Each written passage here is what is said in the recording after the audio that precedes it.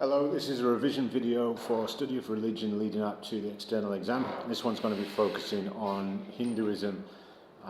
Don't mind the creepy noises, that's just the room I've had to move into. Anyway, alright, Hinduism, often regarded as a polytheistic religion because of the sheer number of gods involved, but there is an argument to say that Hinduism is actually a religion that could be monotheistic because of the belief in Brahman as the ultimate reality. And Brahman is really important to wrap your head around because essentially Hindus believe in something called the Atman, which is the essence of the soul, which is a little piece of Brahman. And the point of being a Hindu is to eventually achieve a state called moksha, liberation from the cycle of life, samsara, where your Atman, your soul, your little piece of Brahman will be reunited in the great cosmic dance of Brahman. Now, samsara, which I just mentioned, is the cycle of birth, death and reincarnation, and it is essentially a trap. Hindus have a cyclical worldview that we're born, we live, we die, and then we're reborn, and it goes round and round and round and round and round. Completely opposite to the Abrahamic faith that we had a look at. So that achievement of moksha is the ultimate goal for a Hindu, and that comes about through the accrual of positive karma, but more importantly, obeying your dharma. That's duty, that's cosmic law.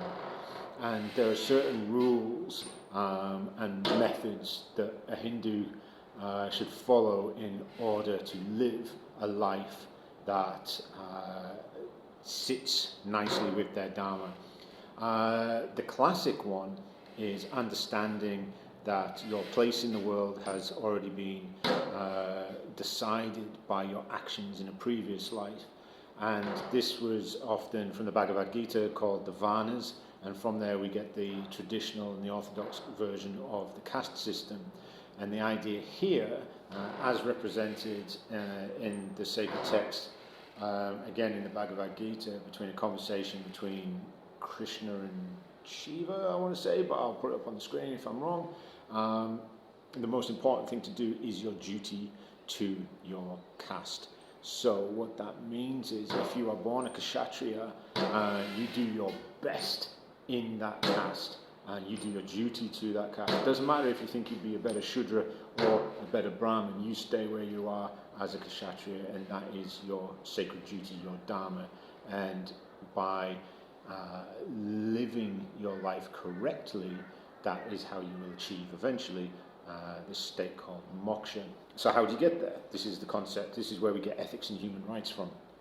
Probably the most important concept in Hinduism with regards to human rights and ethics is the understanding of ahimsa, which means harmlessness or not harming anything, specifically human life, but also this can be related to animal life, to the planet, and that has implications on how a Hindu will act within the world.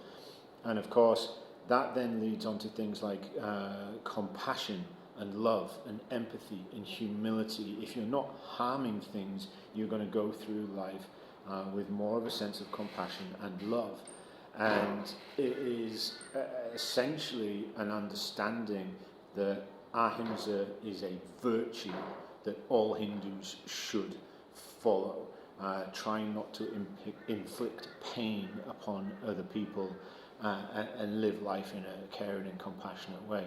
So that has implications on how a Hindu will behave in the world, not just selfishly in order to achieve moksha, but that is their duty, that is the cosmic law, that is the understanding of life, the universe and everything.